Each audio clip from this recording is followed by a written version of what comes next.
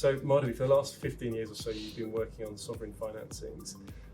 When it comes to debt management exercises for sovereigns, what are the situations when these are likely to be necessary? So, David, as a sovereign, the debt management unit is continuously looking at how they manage their debt, what are the liabilities, and it's a regular check in on how they're doing. The times that they actually need to do a formal, proper exercise if there is a stress factor involved. So, for example, COVID, or if you're an oil dependent country, it's the oil price crash, or if you're dependent on a commodity like copper and your major commodity is copper, the price drops and suddenly the economics go haywire. Or generally there is some kind of economic stress within the country, and that's when they actively look at managing debt. If you go a little bit further, that activity can involve just maybe restructuring of the sovereign debt on a low-key basis. Maybe lengthening your grace periods, maybe lengthening your payment tenors.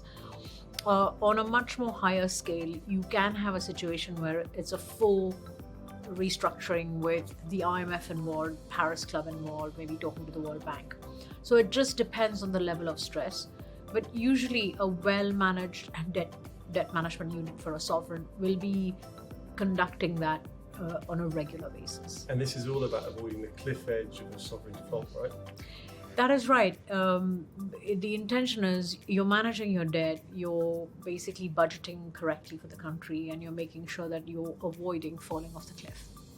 And when you're managing one of these exercises, what are your priorities to help the government and work on the deal?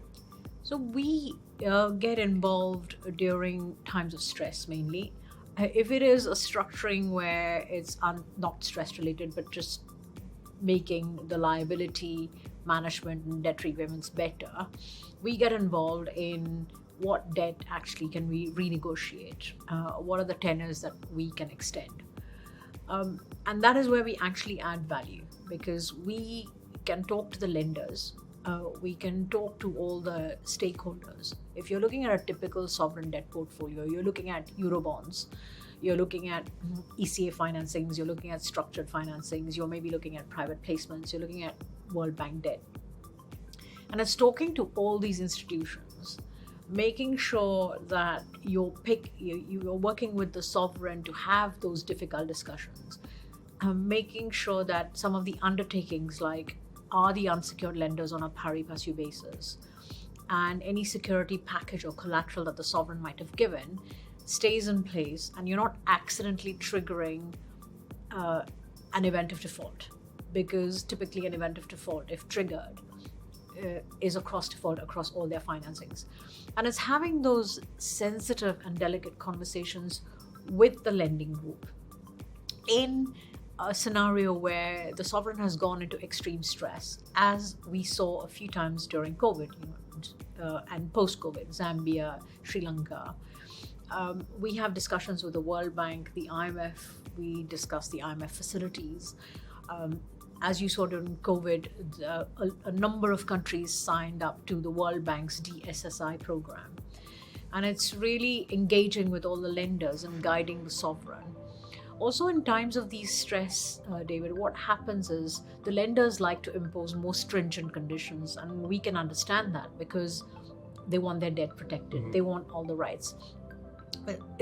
We have to make sure that on behalf of the sovereign, we're protecting them. Nobody's getting priority or a preference, and no lender is inadvertently being subordinated. And we're not setting a precedent which is unworkable for the future. Because when the sovereign does come out of stress, you do want borrowing terms to be on market standard terms. And we don't want to agree something so extreme in order to get the deal done that 5 years down the line, the sovereign gets stuck with it as precedent.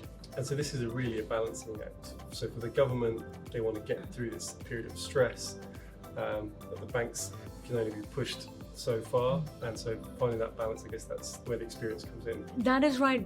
And it's also making sure that you're staying strong for the sovereign, that they're not giving up too many points so that they become shackled for the future.